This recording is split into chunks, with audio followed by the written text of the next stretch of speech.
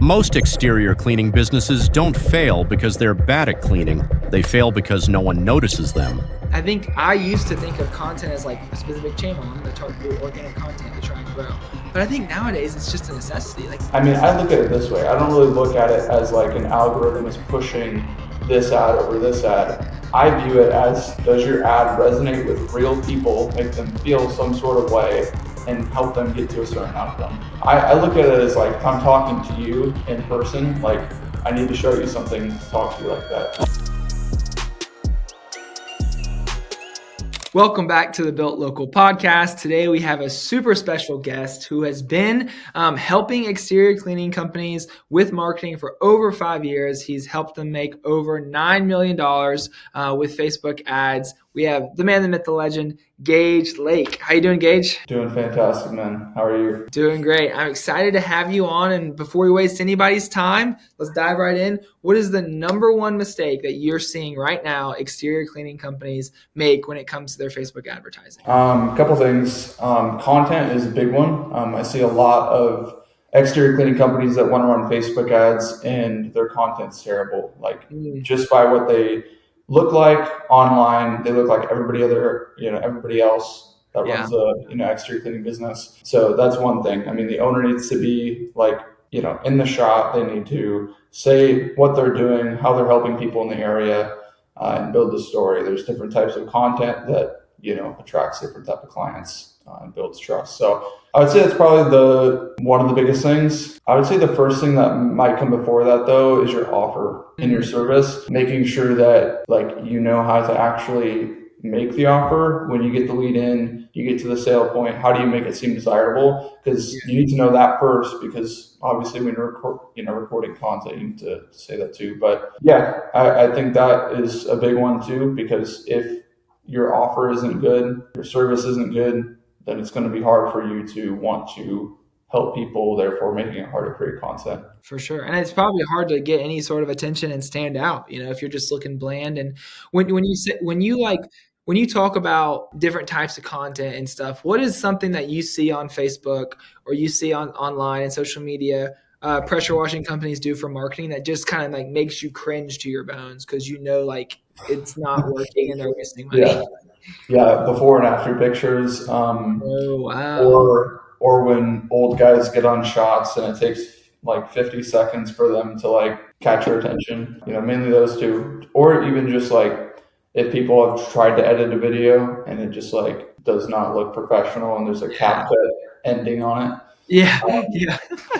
But before and after, at least you're trying, but it still looks a little cringe. Yeah. Before and afters, and just also I think a lot of people that run paid ads think that putting your a price or a deal or incentive on the ad is a good idea, which it's not. But that's a couple things. Yeah, no, for sure. Talk more about that, about why you shouldn't include kind of your price or a deal on the actual app. Yeah. So the whole entire time I've been trying to attract clients for my business, which, we help people with ads and make more money.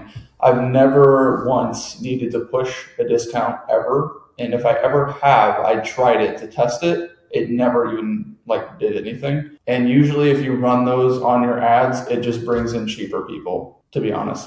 You want content that people absorb and watch and it nurtures them. And then over time, they just see the value in you and they're willing to pay the price. Because the type of content that we want you to build basically warms up a good person that wants your service. And then they just reach out to you and kind of are already ready to buy from you. Rather than if they see an ad that says, hey, $99 driveway wash, whatever, they don't know anything about you. They're just seeing a price tag. You might get the deal, but they're not really a good client. And it's not also going to make good content for you once you finish the job to attract more like that. So, yeah. Yeah, no, for sure. That's a great point. They're definitely different types of clients. And we we see that in our business as well when we're running ads. It's like we're almost damned if we do, damned if we don't in a lot of ways. Like I know the fast way for us to onboard a bunch of customers, right? And it's like easy come, easy go. It's like say something crazy, get attention, get them excited and take action, and then 2 months later they go or whatever, because we didn't really like show them why they should choose. We're not trying to attract the right businesses. Whereas the other ones, like we spend more money on ads, we have to do all these things, but in the long run, it pays off because we get the right type of clients, right? Yeah. So, I mean, if we go back a little bit, how did you even stumble into this industry? How did you even stumble into running Facebook ads for exterior cleaning companies? Yeah, good question. Back then, I was 14. I decided to start my first business, and I'm like, I don't want to work for somebody else. I want to build my own thing. I want to be sufficient with it. I want to be efficient, and I want to make a lot of money, but I also want to help a lot of people. Mm-hmm. And I really didn't find ads until I was 17. So like that first 3 years was just like trying to figure out what to do and trying different things and failing. And some things had success, some things didn't, which also I was able to gain a lot of experience about running ads. And then, when I was about 17, I decided to kind of go into this industry a little bit more.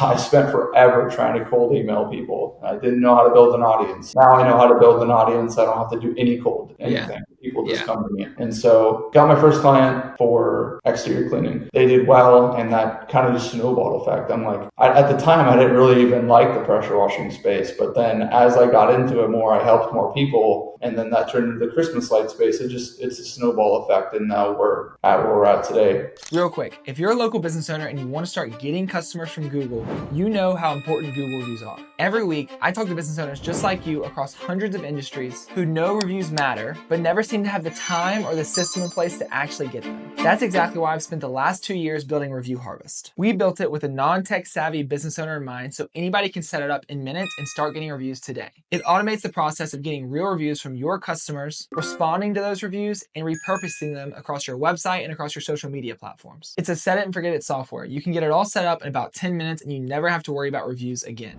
We can integrate into the tools you're already using, so you don't have to change a thing. You don't have to train your team on how to request reviews. You don't have to request them manually. You get customers, we get your reviews. It's simple as that. And the first play in our playbook is what we call a review reactivation. You probably have hundreds or thousands of previous customers who loved your service but never left your review. So a lot of times our users can double or even triple their reviews just in the first couple months of working with us when we do that review reactivation. What was it like working with your first couple customers? I mean, obviously when you're getting started, those first ones, there's lots of lessons and failures and stuff like that, but were you able to start providing some pretty cool results quickly? Some, yes. I think the first one definitely took a little bit more time because I didn't know what I was doing. I mean, I knew to an extent what I was doing, but not really the exterior cleaning space. But yeah, after that, first one got success. After that, I pretty much found out what worked after that. And then as I grew, obviously I'm 22 now, so it's been a long journey. We've been doing this for a while. Things change. I've learned a massive amount of things that I would have never known at that age, like psychology, sales. Like it's not really about the targeting that when you're running ads, it's far deeper than that. But yeah, it kind of gained success pretty quickly, and then I scaled to where we're at today. So yeah, for sure. So when you're nowadays with the Andromeda update or all the stuff about Facebook ads, when you're running local ads, what do you think is the most important? Is it the creative, or is it like the way you set up the ads? I would put content over the way you set it up for sure, but that still plays a big role. Yeah. Okay. And how are y'all setting up these? Are y'all kind of, I hear lots of different things going on right now. It's like, hey, one campaign, one ad set, and then dump as many ads as you want to and keep it campaign-based optimization and just let Facebook spend. Like what are y'all doing? Yeah, I think I don't want to say it like depends, but it kind of does. Yeah, there's a lot of things that go on. Like I also think that a lot of like these gurus in Facebook ad space, like a lot of their advice isn't for small local businesses trying to generate leads. It's all about e-commerce and all this other things. And like if you're a big company, so I think it definitely depends, because like you were saying, if you're running one ad set and 50 or 60 ads in it, I don't really know if that's good for a medium-sized business. Maybe if they're making 1.5 to 10 million maybe, where they have a bigger budget. But yeah, usually right now, I mean, it depends on their budget, how many services they want to do, how many target areas they want to do. So that just depends. But as of now, we usually just kind of keep it somewhat separate. So we don't just do throw everything into one ad set and put a bunch of ads into it. In my opinion, like, I've actually not seen that work. Yeah. And so I just try to get really specific with it, really granular, and really just try to do as best as we can. But yeah, since the Andromeda update though, they're definitely,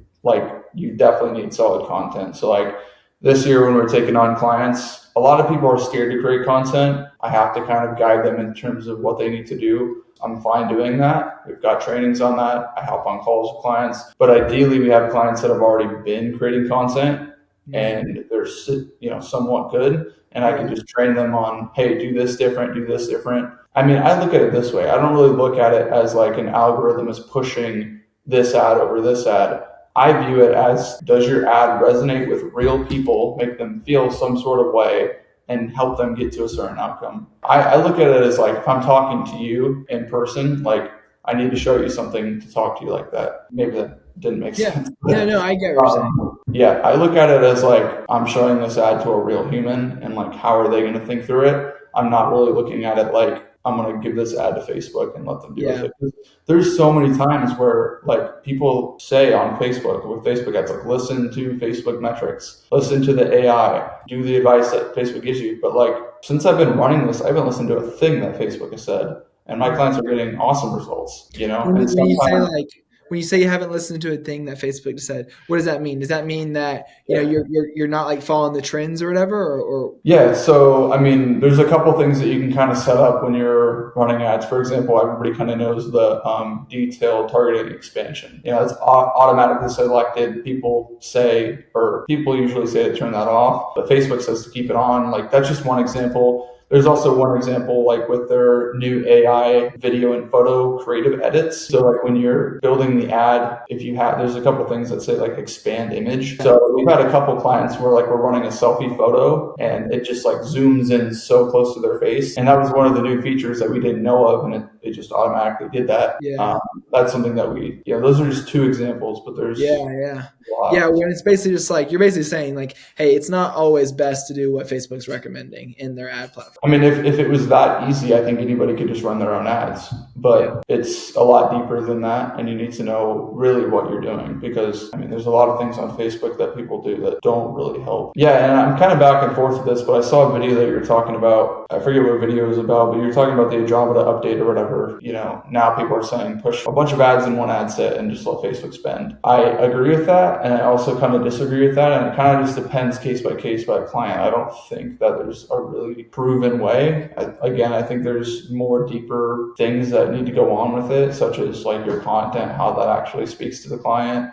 What's like one thing, and if a home service company or exterior cleaning company is listening to this, what's like one piece of content that they can make today or tomorrow, and it's easy to make, and it's just an easy win for everybody? Because I know that people think about this content thing as like a black box. It's like so scary. It's like, I'm either doing content or I'm not doing content, and I can't get in front of the camera and all this sort of stuff. But really all it is grabbing this thing that's sitting next to all of us, clicking the camera button and pressing record, and then posting it somewhere, right? And so is there a specific kind of piece of content that you think you encourage every exterior cleaning company record, post today, whether it's a video of a house afterwards, or walking the property with a customer, or whether it's maybe it's a video of their rig? I don't know. Is there a certain type of content you think everybody should just go ahead and post today? Yeah, shoot, man. I'll give you 4. I just sent a text to one of my clients, and I'm like, hey, do this, do this, do this. So I'll just share it with you. So the first one is educational and problem solving content. Now, if you're going to create any of this content, if you want it to really give a good feel to your company, I would recommend hiring a videographer, unless you're good with this. And yes, it might be annoying to hire someone and do all this stuff, but the way I look at it is like, you don't have to do it often. Like, you have to do it maybe once a quarter, get a bunch of content. I mean, me and you are used to this. We film content every day, but a lot of these guys that are doing the work, or they're managing teams that do the work, they don't really want to get in front of the camera. Some do, some don't, but like, people just need to like understand it. Once you do it and you get used to it, it's just like anything else. Like when you started your business, it was hard. You didn't know what to do. Now you're, doing great. So, Yeah. anyways, the first piece of content is educational and problem solving content. And so you can make educational content for house washing. You can make it for roof cleaning. You can make it for pool enclosure cleaning, whatever. I would make, some different ones because it kind of is different, right? Like house washing is different than roof cleaning. You need to talk about the different stuff there. But yeah, for the first one, to give an example, you could talk about like the algae, why it grows on the side of the house. Usually it's on the north side of the home, how to remove it. If you have a warranty, like if somebody wants this gone, you can say, hey, with our, soft wash method, like we're able to remove all this, make it look pretty. It won't grow back for at least 36 months. And if it does, we'll come out and wash it for free. Like I know some of our clients have a warranty. I don't remember if it's 36 months, but you get what I'm saying. Like if you have a good offer and people are like, oh, people want to buy things with warranties usually. It is not absolutely needed though. But yeah, just kind of talking about like how you're supposed to properly clean it, why this customer called you out, how bad it looked before, how great it looks now. Now they don't have to worry about it and they've got the warranty. Like it's just talking about the problem, how you're solving it, how the customer's happy, the transformation, and then the no-brainer offer, which is the warranty. If you don't have to do a warranty though. So that's number one. Educational content's important. The reason why that is because it puts your authority and dominance over other pressure washing companies or staining or whatever you do. Because again, every pressure washing company, no matter if they're doing $1 million a year or $100,000 a year, a lot of these guys look the same. Yeah, they have more reviews, whatever, but they're all pretty much the same. And with Facebook or TikTok or any visual advertisement, it's about who's better positioned. It doesn't matter if they've got a bigger ad spend budget. It doesn't matter if they're making $1 million. It doesn't matter. It's about who's the best positioned company. For example, that was just, the first one. The second one is cheaper company downsides. So basically this could be like a you versus cheaper company thing. And this could be like, this client Sarah called us out because her driveway got destroyed by another pressure washing company. They're just starting. This, customer fell for a cheap whatever. Yeah, $99 driveway wash or something.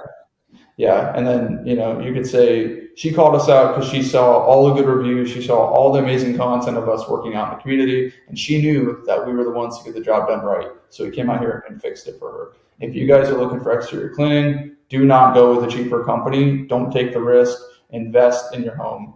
Choose the best company, something like that. That's cheaper company downsides. 3 would be a story about you and how you started in your mission. Like, I think that is super underrated. Yeah, talk about your story, like who you are, if you're a Christian, how you became a Christian, if you're married, if you've got kids. Your mission should be, if you're running an exterior cleaning business, it should be making the neighborhoods look amazing, building an awesome name for yourself, making people happy, making people's homes shine, and also helping people not have to worry about keeping up with the maintenance of their home on, the services that you do. Yeah, and protecting, most Americans' biggest asset and investment they ever make, keeping it looking good and keeping it valuable. And then 4 would be company values, and if you have a team, which most of the people that we take on and work with have teams, company values and why you hire the best, and customer service is priority. Nice. So you want to talk about your values, and obviously you need to figure out and build the team culture before you can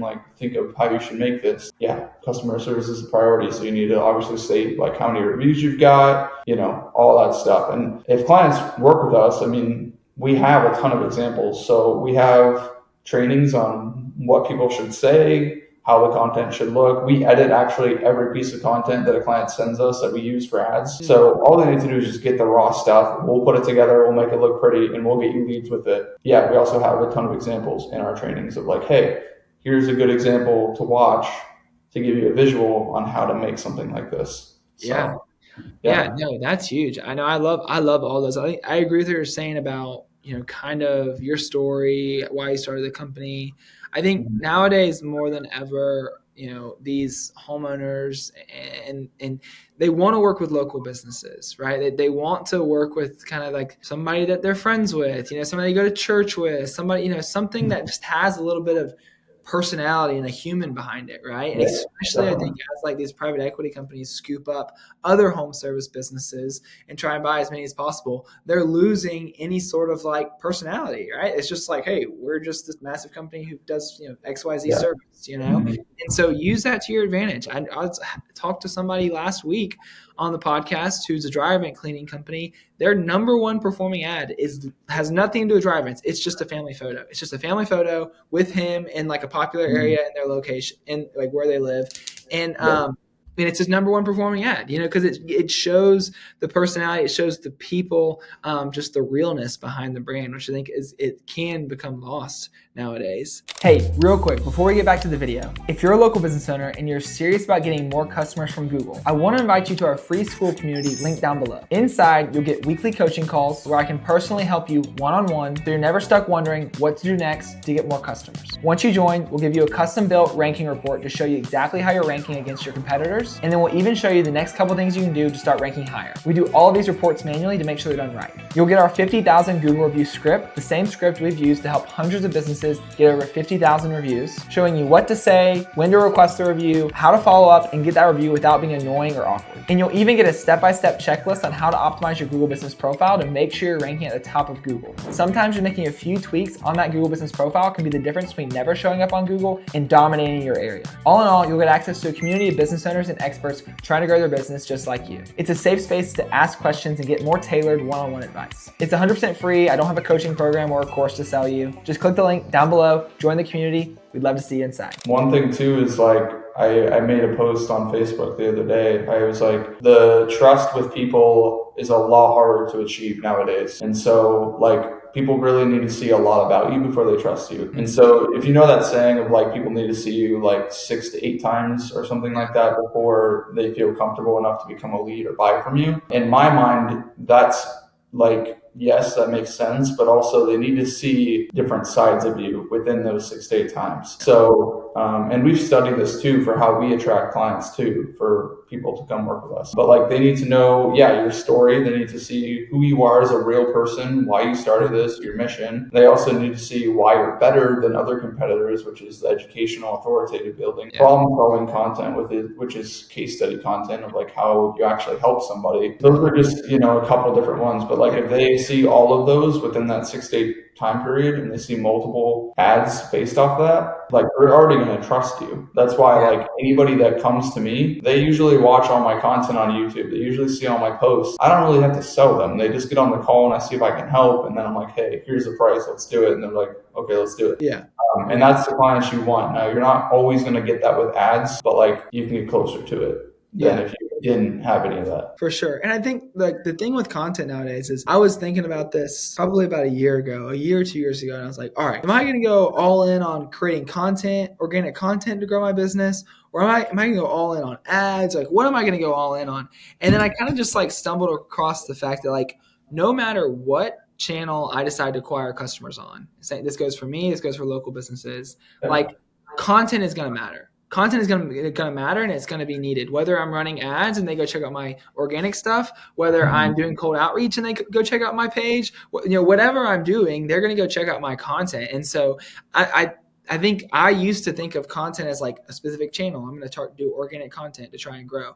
But I think nowadays it's just a necessity. Like it is just like, it is the building block of a lot of other channels that, basically rely on the content. And so somebody listening to this who's scared to get in front of the camera, I'm sorry, you don't have to do it. Maybe hire your son or somebody, but somebody's got to be on the camera for your business. Yes. Like somebody's got to be making the content. And I think about like we 6 months ago, or probably 3 months ago now, we got a letter from our HOA that our sidewalk and our driveway was too orange because of the sprinklers and stuff like that. And we needed to get it pressure washed and get the rust removed. And I was thinking like, if I had been seeing ads from a pressure washing company, that's probably like a great ad to make. You'd be like, hey, is your HOA upset with you because you haven't removed the rust, or is your HOA upset with you because your house looks crazy? If I would have gotten that letter and then in the next week or 2 weeks before I did anything, saw an ad like that, that would have piqued my interest and I would have been clicking buttons, because I was exactly in that situation. And obviously it's easier said than done to just put the right ad in front of the right person right away. But if you have 10 different types of ad formats that kind of hit different angles of education, your personality, your brand, your, basically your family, your values of your company, all those things, you kind of expand your surface area for luck of hitting the right person at the right time, enough times in the right way to get them to take action. Definitely. And that's another thing. I mean, we like if we can, that'd be great for our clients to create. We have a couple clients that do that. Like, hey, if your HOA is starting to tack on fees for you not getting your roof cleaned or whatever, Call us. Yeah, yeah. So that's a good one. Another one too is if someone's trying to list their house, which I mean, there's a lot of real estate sales in a lot of areas, and so if you're trying to sell your home, like the way I think of it is like this is like my wife recently bought like a bag. I forgot what they're called, like a fanny pack thing. Yeah.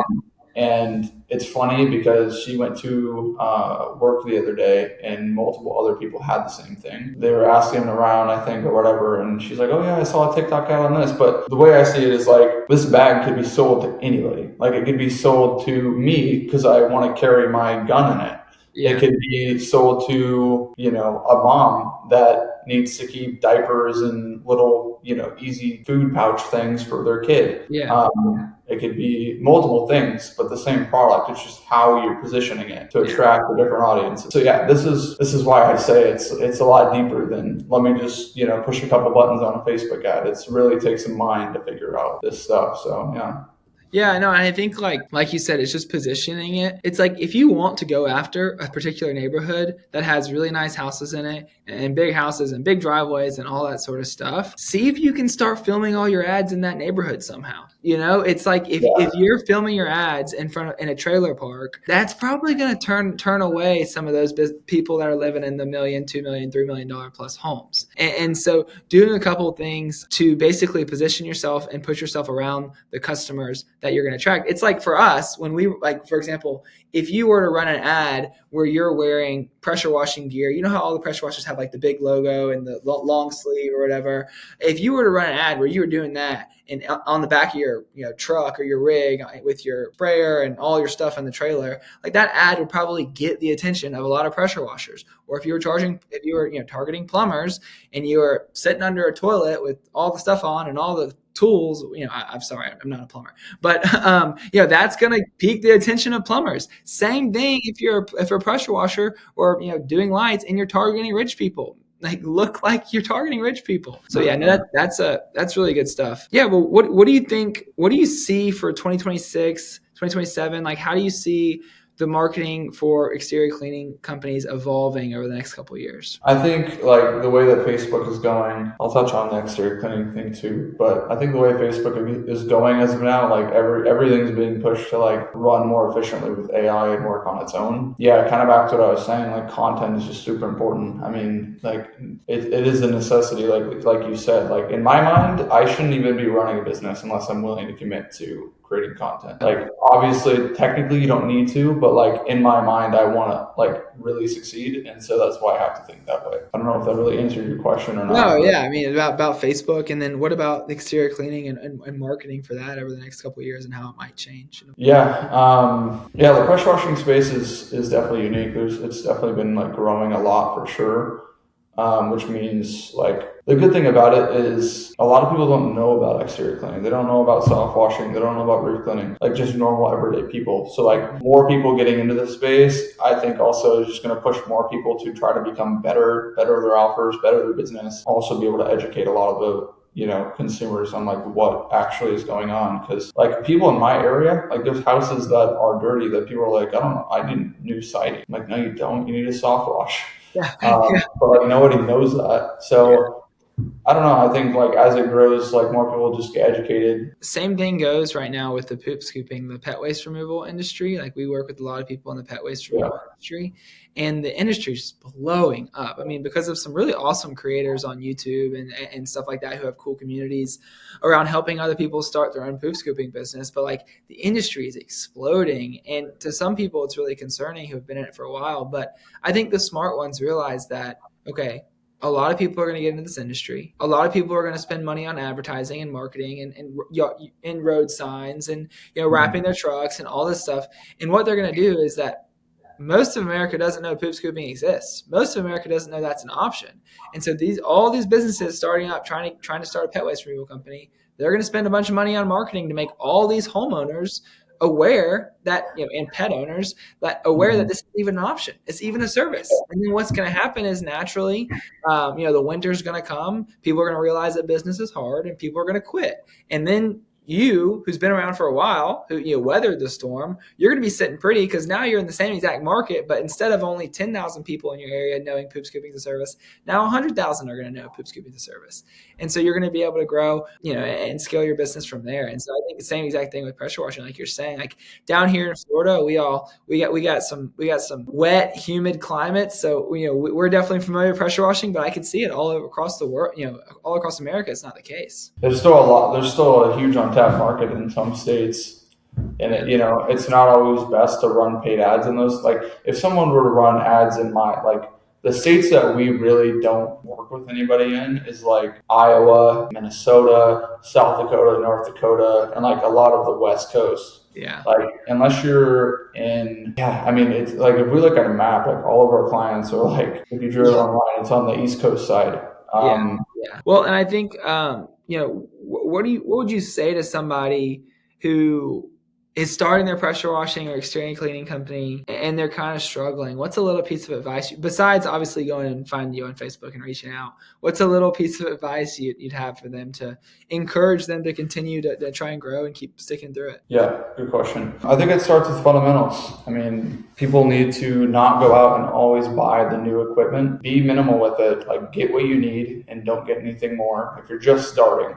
Because I see people spending $10,000, $15,000, $30,000 on a truck, and they haven't even sold a job yet. So I think you need to start off on the right foot. Like don't get in debt buying dumb crap. Get what you need and start selling jobs, whether that be door knocking, whether that be making a Google GMB, Facebook groups, telling everybody doing jobs for free, whatever. I mean, you've got nothing to lose. You only have everything to gain. And then also just the mindset, because if you're just trying to sell people and you're not confident in your service, people are just going to read right through that. You want to be able to be like, oh my gosh, you almost want to wash your own home or wash someone's home that's really dirty and just be like, wow, that looks a lot nicer, and get that belief, and also just see the reaction on customers' faces and just want that more. You want to make customers happy. You want to make their homes look good. Selling, you're selling the outcome, which gets them to feel some sort of way. But I think it's all fundamental based. I'm not going to say, hey, go run this ad when you're just starting. I think it's really just be minimal, be smart with, financially smart, get your head in the right place, and just go out there and do work and be in it for the right reasons. Yeah. No, I think once you gain that conviction, once you see the before and after of you cleaning a home and seeing somebody's reaction to it and seeing how happy they are about it, it helps you gain so much conviction. It's the same thing for us with Review Harvest. Like if I'm having a bad day, I go read our Google reviews because these people have amazing things to say about our company. And I'm like, yep, that's why I do it. So maybe I had a bad day on calls. Maybe we had a lot of support. Maybe something broke for a bit, whatever it is. But it's I go through and read back through all those reviews. It's this is why we do it. And if you can kind of channel that same thing for your exterior cleaning business, I'm sure you feel the same way when you look at your video testimonials or your reviews and you're like, Gage made me an extra $80,000 this season from the Facebook ads. And you're like, sweet, I'm going to wake up in the morning and I'm going to work hard because I love that. I love helping people do that. So that's incredible. Well, go ahead and plug your stuff. Where can people find you? What's kind of the first step to take with you? Yeah, we'll have it all linked down below in the description. Yeah, definitely. If you're in the spot where you run an exterior cleaning business, and ideally our ideal client is usually at least making $200,000 a year with it. So, if you're in $200,000 to $500,000 or more, we work with guys that do $1 million or $2 million. But if you're in that spot, ideally, we want somebody that, isn't afraid to put $2 to $3K a month into ads and see the ROI. We want somebody that has a proven system. Systems are organized. You've got financials in place. You've got a team. You can sell and you can film content, or you've got good content. That's the ideal client we want. Those are people we can help pretty quickly get to where they want to get. If you're not in that situation, I would just say follow a lot of my content. And see what types of content you need to be doing, and all that stuff. But you can find me on Facebook. My personal page is Gage Lake. I'd recommend just shooting me a friend request, following my stuff. If you want to book in a call, it's gmlmedia.com. Clay will have it in the description, and then my YouTube channel will also be in the description. But everything is just Gage Lake, except obviously the website. But Awesome. yeah. Yeah, no, I do. I love the 4-letter first and last name. That's so clean, dude. Gage Lake, 4 letters a piece. I don't know, something about that. Just it rolls off the tongue. I like it. Really. Well, and I think that was also for people listening to this. That was like kind of a very meta example. He was basically qualifying, saying like, hey, if you're X, Y, and Z, then work with me. We can get you great results. And it's similar to like Harvard, right? Harvard, not a lot of people get accepted into Harvard, right? They have to get good test scores, and they have to do good in their high school and all that sort of stuff.